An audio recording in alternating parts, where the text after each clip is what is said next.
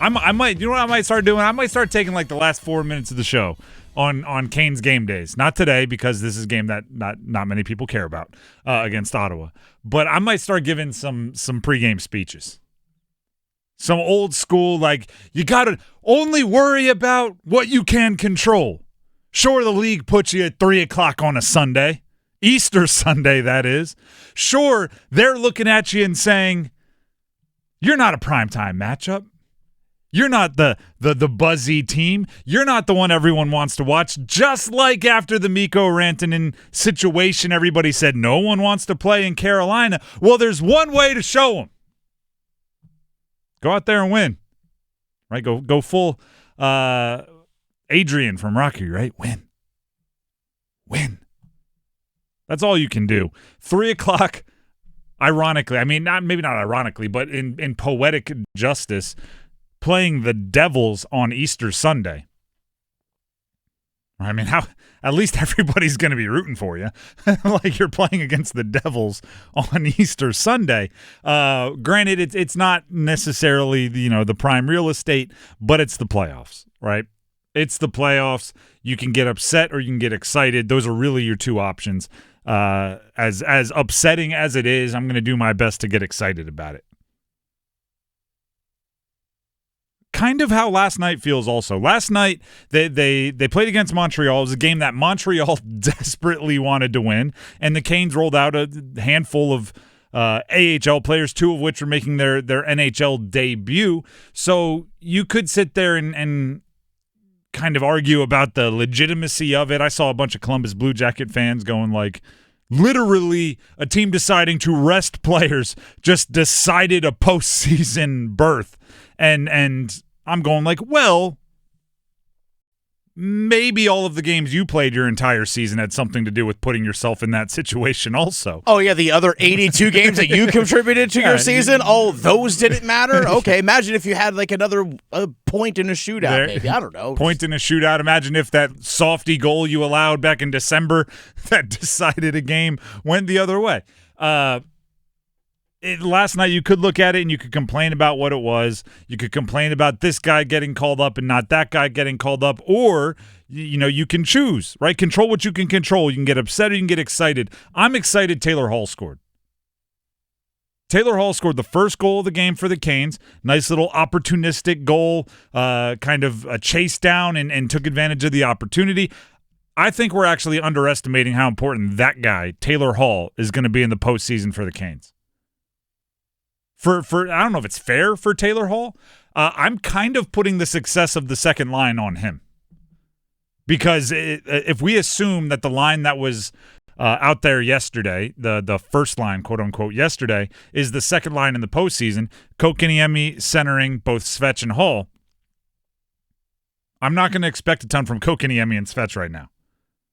So I have to put a bunch of that weight, a bunch of that responsibility on Taylor Hall. He has to be the creator. He has to put it on a silver plate for his line mates to do something with. He has to be aggressive. He has to be opportunistic. Svetch, this is how I'm, again, upset or excited. This is how I am optimistically looking at Andrei Svechnikov. He can give you really good shifts. He can give you really good shifts. I'm not to the point now where I'm going to expect him to play really good, complete, and total games. So it's funny. Usually there's something that happens in the first 15, 20 seconds of his shift, and you go, okay, we got a good shift going here. If that's happening for Svetch, Taylor Hall has to create chances. He has to take advantage of it. He has to use that. The best thing I can say about Kotkaniemi over the last however many weeks, he has pretty good chemistry with Taylor Hall. That's kind of the best thing I can say about Kotkaniemi is he has pretty good chemistry with Taylor Hall. Taylor Hall is not what he once was. Like I like to throw around he was a former MVP. He's not that guy anymore, but he is kind of the definition of a wily veteran that knows all the tricks. Right? He can see the opportunities everywhere. And his ability to do that is going to be the ability to do what he did last night, right? Kind of in a chaotic moment, grab a goal is going to be critical in the postseason. I'm as excited as anybody that Aho and Jarvis are buzzing and that Blake's playing well. I'm as excited as anybody that it appears to be, even though he's cooled off a little bit, guys like Jankowski are still ready to seize the moment when the moment comes. But you can't have a second line that doesn't produce and expect to win in the postseason. You can't. And I wish I could look at Taylor Hall and say you need to take on 1/3 of the responsibility of the second line, but it's not that. Life's tough, get a helmet. It might not be fair. You're going to have to carry more of that weight. The rest of that game yesterday, I liked Nadeau. I really like, if this is a window into the future, I just did however many minutes on guys that have to be able to create opportunities. Nadeau is going to create opportunities. He is a shooter. Ready for a cross-sport analogy? Little bit of Isaiah Evans in Bradley Nadeau, where it's like as soon as he gets over the wall, as soon as he's on the ice, he's looking for a shot, right? He's like, I could be on the ice for 10 seconds. I'm going to let it fly, and I like that about him. And he's got a great release, great pop. Didn't score last night, but you see why people talk about him in the way that they talk about him as a prospect. Kane's lost, and I don't want to make it out to be anything other than a loss. But if you're going to trot out, if you're gonna skate with 4 AHL guys, a couple guys making their debut, they were in the mix. That was not a blowout. It was mostly a preseason lineup. Very much so. Mm-hmm. What was it, top 7 or 8 guys held out? I mean, yeah, 2 your top shutdown forwards, your entire top scoring line, and your 2 top defensive defensemen. There you go. So those guys were all held out, and it was a game.